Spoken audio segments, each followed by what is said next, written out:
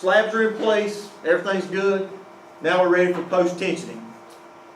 And basically the reason that we post-tension these bridges is we want all these slabs that we've set in place, we're going to put a strand through them and tighten it up to 43,950 pounds on each strand. We're wanting to compress those beams together, and then when we grout those keyways, the intent is to make them all work together as one uniform slab. So that is the goal of putting these strands through there, tightening them up, and locking them in with those keyways. So what we'll need to remember, we're going to have strand vices. I'll show you a picture there, collars with wedges in them. The box beams and the cord slabs, they have all use the same 0.6 inch diameter strand. There used to be different size strands and different tensions for cord slabs and box beams. We've matched all that up. Same material for both now. Same tension that we're going to put on them. And then we'll talk about the jacks and the order that we need the tension coming up here next. So when we get ready to do this, we need to get the contractor's information. What type of jack he has. We need a calibration certificate on it. It needs to be done within the last 12 months. We'll need that jack information and a pressure and tension chart. Majority of the time, here's your certificate, and you go, here's your chart.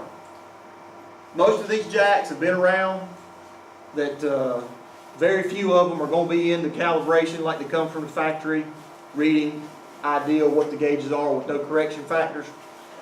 So that's why we'll need a pressure chart. It could be a chart or a table. And same thing with those temperatures. We've got to interpolate to find out that pressure reading we're looking for. If the gauge is new, the certificate tells you that, hey, there's no correction factor, it's reading true what it's supposed to. There's another method that will figure that tension at 43,950 that we'll put on there. We'll go over both of them, but majority of the time, you're going to have a table or a chart to use that on. As you can see here, they've interpolated in between the 40,000 and the 50,000. That 43,950, come over here to the curved line there, and there's our looks like 5,700 something that we're going to read on that gauge when we pump that up to. Here's just one type of jack that was pretty common that we see, these interpack jacks. If you do have a gauge that's new and in calibration, it's no correction factor, you'll need that effective cylinder area. I got a formula on the next slide how we know how to jack that up, but that's going to be rare. Just keep. All right, here we need to check the maximum stroke prior to tensioning. Anybody know why we do that? Keep it constant. Try to keep it constant for change we're checking. Okay. Make sure the jack has the stroke capacity to reach your desired tension. Okay, get close, get close. Typically what will happen on most of these bridges, stroke capacity on these jacks is not great, not real long. So the slack in the cable, as we put the strands through there from one side of the bridge to the other, they'll have to jack this thing up more than one time typically. You're going to pull it out, set your collars, realign your jack up, do it again. Well, what can happen, the pressure in this system when we put this jack together is closed. So if we max out that stroke while we're pumping that jack up, it's a closed system. The cylinder may stop moving, dead-ended, it's complete. You can still pump on that handle of the jack and the PSI reading will keep going up. It's a closed system, but it's not moving the piston cylinder on this jack. So keep that in mind, you can get a false reading. So that's why we need to know that maximum distance, so we do not get a false reading as we're jacking. One good idea there is to mark your strands. You know, at the end of your collar, you can see if that's moving. Make sure that jack's moving. Keep that in mind. When we put these strand vices and collars on these cables, it needs to be on clean, dry. Remove the plastic sheath in that area that we're grabbing onto, because they will come out there with a plastic sheath that stays inside the bridge in that duct, diaphragm duct. But make sure we remove it and clean it where we're doing the jacking. Here's that strand vise, collar, different terminology. It's the outside. It's basically just a cylinder, you know, a steel cylinder. And here's the wedges, those hardened wedges that'll go inside there that basically will drive those in place. Here's another shot of a double diaphragm, and it's another single, but most of you that have done this know what these look like, but a few in the room that have not. These wedges right here, they're tapered, they've got teeth on them. So when we tension that cable, we're pulling it tight. We need to, once we get to our tension, they'll drive these in, just hit them with a punch, and it's got teeth on it so that cable cannot slip and back its way out. It just grips onto that cable. So I wish I had an example to pass around, but I don't have one of those to show you. But that's basically what it is. So once we get into tensioning, here's the critical part. We've still got contractors that this issue, I thought we had it solved several years ago, getting out to all the contractors about where do we jack and apply the pressure to this cable.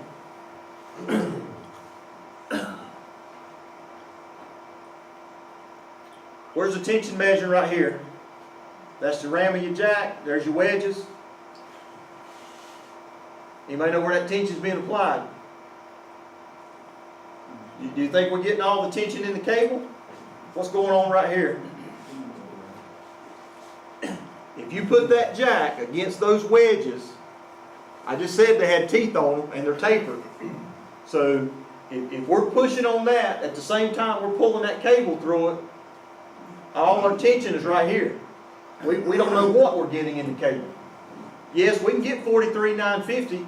It shows up on the gauge, but it's somewhere in this right here because we're building up a lot of friction in that connection. So this is what we do not want. We do not want to place the jack against the wedges.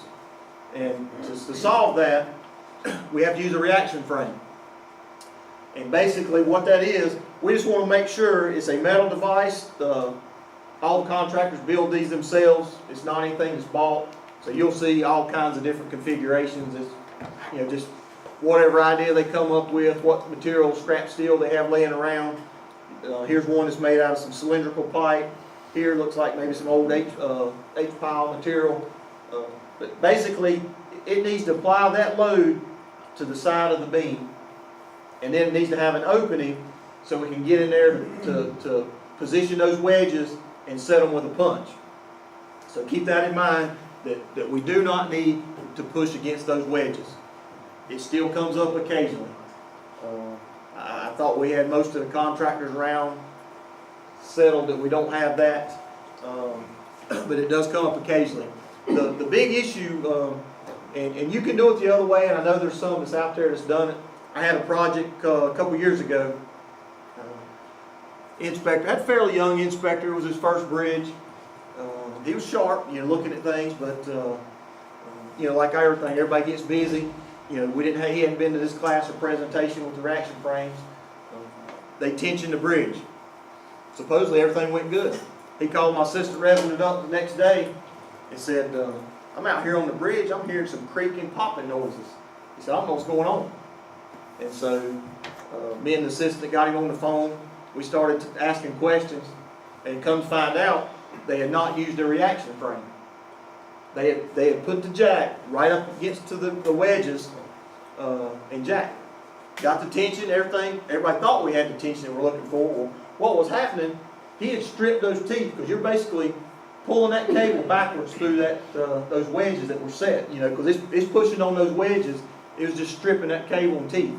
So over time, I guess maybe the temperature change overnight, or just time itself, those cables are starting to slip, making that popping noise. Time we got out there to the field, looked at it, you could walk up. Fortunately, it was low enough, there was a floodplain there. Those cables were loose. It had lost its tension because it just, and so talked to the contractor, said, you know, we got to redo this. The bad part, what do y'all think was in the Connex box on the job site? Reaction frame. Reaction frame. He had one on site, just didn't go get it. Just didn't go get it. So extra set of wedges in there too? Yeah, well, see, that was the problem. So just because he didn't do it, now it cost himself about a week or two of time. We made him get new cables because we didn't know if they were damaged, new collars and wedges. So he had to order them. It cost him a couple weeks of time, and I think $4,000 or $5,000, whatever those cables cost. So, and he had it on site. You know, just because it is, you know, it's a heavy piece of steel. You got to hang over the edge. A little bit harder to do, but you know, taking a shortcut cost him time and money. But here's another thing we need to watch out for when we're tensioning these. If you get a skewed cord slab bridge, you know, some of them have a minor skew. You don't usually run into this, but if you get one that's got a pretty good skew on it, you will have to get a reaction frame that's on an angle because the ducts will go through there parallel or perpendicular to the bridge. So that you will have to do that because, as you can see here, this cable, see how it's at an angle? Inside, behind that collar, those strand vices I was telling you about earlier, there's a flat plate washer. And it's got a hole just a little bigger than the cable. So if you're pulling at an angle, as you're pulling that cable back through that plate washer, it wants to pull the friction on that, pulling at an angle, wants to pull that plate off the back of the that recessed area in your beam. So if we don't get a good reading on our tension, it makes it difficult to set that collar and keep it up next to it. Also, this strand could be rubbing on the side of that duct that's cored out through there. So keep that in mind. If you have that and you see this, we will need to get them to adjust. You know, it's not a big adjustment. I mean, it's just they may need to weld a longer leg on one side of their reaction frame. Keep that in mind because it will cause you problems. Here's just a setup showing what we don't want. As you can see here, they're pushing against that wedges. It just pushes all that together, so you're just forcing those wedges into that collar as you're pulling that strand through it. That's what we don't want. So just remember, do not jack against the wedges. There's one exception, and I've never seen it done personally, that I've been told, I think it's Crowder may have one of these type jacks, but there's a double action jack. And essentially what that jack does, it has a smaller cylinder head that will go directly against the collar. When you apply that pressure to it, when you get it set, it has another cylinder in there that will push the wedges in place. So you're not pushing against it. I've never seen one done, but I have understand. I think somewhere up in the mountains they had used it before. But just keep that in mind. If you do see something like that, they're not going to use a frame, investigate to make sure we're not pushing against those wedges. There is a jack out there that allow you to not use a reaction frame. But like I said, I've never seen it. All right, post tensioning here. We got all our stuff. We know how to tension now. Here's the order that we're going to tension. We want to start, depending on how many ducts you have, diaphragms, we want to start in the middle and work out. Tension the middle ones first. Once again, we've already covered this. Your box beams typically will have 2 strands at a diaphragm location. Sometimes your cord slabs will, in different configurations. They may be top and bottom, or maybe like the picture I showed you earlier, they may be 2 strands side by side. The specs require these to be tension symmetrical. So we allow 2 different methods to do that. First method we'll go over, it's a little more difficult, a little more time consuming. My experience is a lot of contractors most time will have 2 jacks. They'll do it that way. But this method here, if they only have 1 jack available, is at the diaphragm location, we want to partially tension one of the strands first. And when I say partially, there's no exact number, just run it up 25, 30,000 pounds. We want to make sure we get good compression. We start moving those beams together, get that slack, separate them between them when we're setting them, get that out of there. If there's any sweep, we want to go ahead and get some tension there and compress them together. Once that is, you set that collar there, then you go to the next one in that location. We'll fully tension this one. Now when we fully tension, we'll have to hold that the pressure for 2 minutes.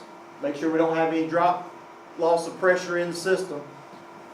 Once it holds and everybody's good with it, then we'll set those wedges. We're completed with that one. Then we'll go back to the previous one that we partially tensioned. We'll run it up to the full 43,950. Hold it for 2 minutes, set those wedges. So that's the more difficult, time-consuming way if you only have one jack to do that. Once you do that, you got to do that at every strand location. So you move out.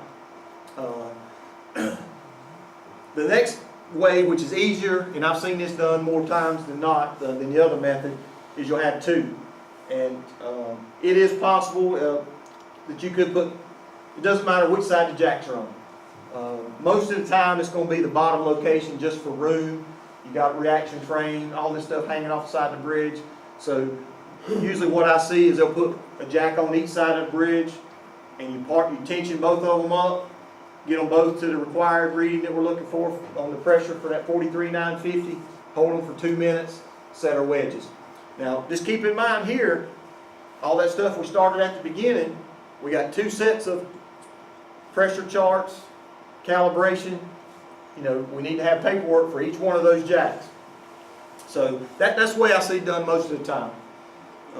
Here's just the stuff that we've already talked about, went over, holding it for 2 minutes, checking the stroke length for false readings.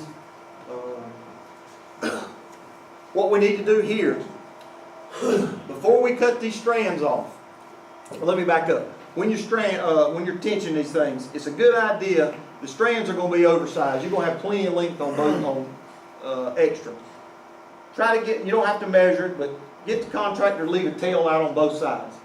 If you need to, for some reason, go back and grab that thing from one side or the other. If you have the cable on both sides, you got a choice where you need to pick it to grab it from. If you go ahead and set that one side real close up to your collar, if you need to get that collar side off, you can't do it. Well, not easily. You're going to have to get in there and it's dangerous.